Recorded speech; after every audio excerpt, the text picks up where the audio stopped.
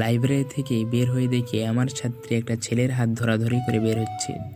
আমাকে দেখে আমার ছাত্রী চমকে গেল। আমি কিছু না বলে চুপচাপ ওদের সামনে থেকে চলে গেলাম।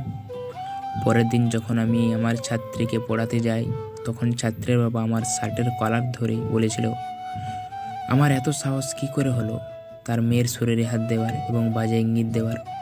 আমি অবাক হয়ে ছাত্রীর বাবার কাছে জানতে চেয়েছিলাম, আমার নামে এই নোংরা কথাটা কে বলল। ছাত্রীর বাবা আমার ডান গালে থাপ্পড় মেরে বলেছিল, এই কথাটা নাকি আমার ছাত্রী নিজেই বলেছে। ছাত্রীর বাসা থেকে বের হয়ে চিন্তা করতে লাগলাম, শহরের মেয়েরা স্মার্ট হয়, কিন্তু এতটা স্মার্ট হয় জানতাম না। আমার অপরাধ ছিল, আমি আমার ছাত্রীকে বয়ফ্রেন্ড সহ সামনাসামনি দেখে ফেলেছিলাম। তাই আমার ছাত্রী আমার নামে তার বাবা মার কাছে নোংরা একটা জিনিস বানিয়ে বলল, যাতে ওর বাবা মা আমাকে ভুল বোঝে আর আমি কিছুতেই বললেও বিশ্বাস না করে। আর কয়েক মাস পরে ইন্টারনেটে 8 মিনিটের একটা ভিডিও ভাইরাল হয়। ভিডিওটা আমার ছাত্রী ও তার বয়ফ্রেন্ডের।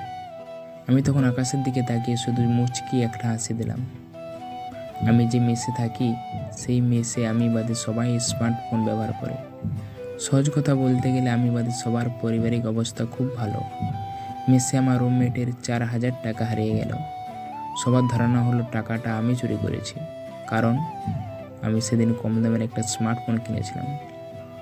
পাশের রুমের এক বড় ভাই, তিনি জোর গলায় বললেন, উনি নাকি নিজ চোখে দেখেছেন আমি আমার রুমমেটের ব্যাগে হাত দিয়েছি। আমি তখন কিছু বললাম না, কারণ আমার কিছু বলার মতো পরিস্থিতি ছিল না। বড় ভাইকে সবাই খুব মানত, আমি কিছু বললেই লাভ হতো না। আমি দোকানে গিয়ে ও দোকানদারের হাতে পায়ে ধরে ফোনটা ফেরত দিয়ে সেই টাকাটা আমার রুমমেটকে দিলাম। চোরের অপবাদ নিয়ে যে মেস থেকে 5 মাস আগে বের হয়ে গিয়েছিলাম, আজ সেই মেস বড় ভাই আমাকে খবর নিয়ে এসেছে। সবার সামনে বড় ভাই আমার হাত ধরে বলল, পিয়াস, আমায় ক্ষমা করে দিস। আমি সেদিন ইচ্ছে করে তোকে চোর বানিয়েছিলাম, আসলে সেদিন টাকাটা আমি চুরি করেছিলাম। বড় ভাইয়ের ক্যান্সার ধরে পড়েছে আর মাঝে মাঝে মৃত্যু ভয় ঢুকে গেছে। আমি বড় ভাইয়ের দিকে তাকিয়ে শুধু মুচকি একটা হাসি দিলাম। শ্রাবণী তার সামনে রাখা গ্লাসটা আমার মুখে ছুঁড়ে মেরে বলল, তোর মতো ভিখারির কি করে সাহস হয় আমাকে এইসব বলার?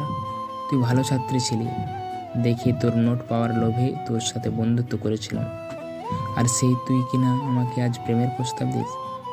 সেই শ্রাবণীর খুব বড় লোক ছেলের সাথে বিয়ে হয়েছিল, কিন্তু বিয়ের 3 বছর পরেও সে আজ আমার সামনে বসা।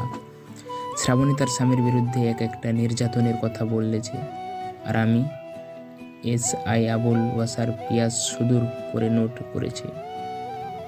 কথা বলার এক পর্যায়ে শ্রাবণী আমায় বলল, সেদিন যদি তোর প্রস্তাবে রাজি হয়ে যেতাম, তাহলে আমার কপালে আজ এত কষ্ট থাকতো না।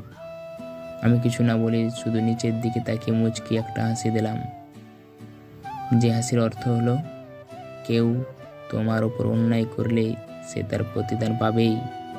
আজ একটা কথা খুব মনে পড়ছে,